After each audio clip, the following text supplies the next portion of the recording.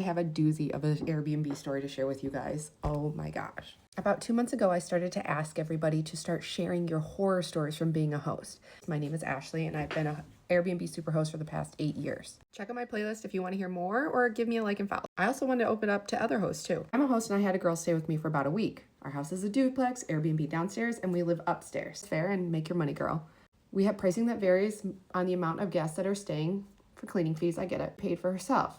Well, she snuck in her boyfriend and her housekeeper with her to stay. No big deal, we let it go. But the housekeeper friend managed to park her car on the street, sidewalk, and in our front lawn all at once. Be a big car.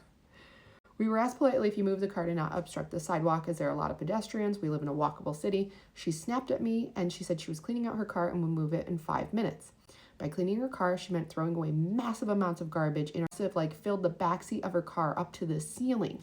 Wow, she must have gotten kicked out. We heard a lot of fighting going on through the ceiling floor.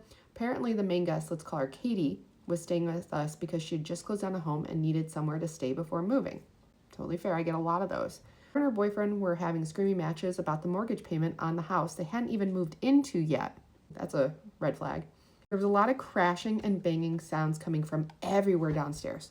When our visit went over, we went downstairs and there were cigarette burns everywhere, piles of ashes, a trail of blood from the bathroom, through the kitchen, down the hall, dried all over on our floorboards, across the living room, and onto the bed sheets. Oh my gosh. There was a cat litter box. She did not say that she had a pet. This is such a common theme.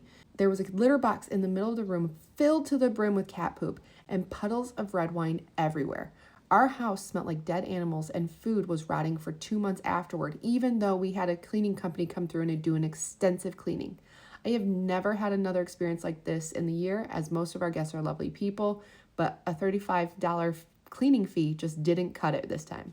First off, I don't know anywhere that has a $35 cleaning fee, so I think that's amazing if that's what you can afford. If you're doing your cleaning yourself, that's great, but usually my cleaning teams, because I use a company, will actually charge me by the clean because they have to drive there, they have to bring their workers, they have to pay the hourly wage, etc. I'll be back with some more. Let me know in the comments what you think.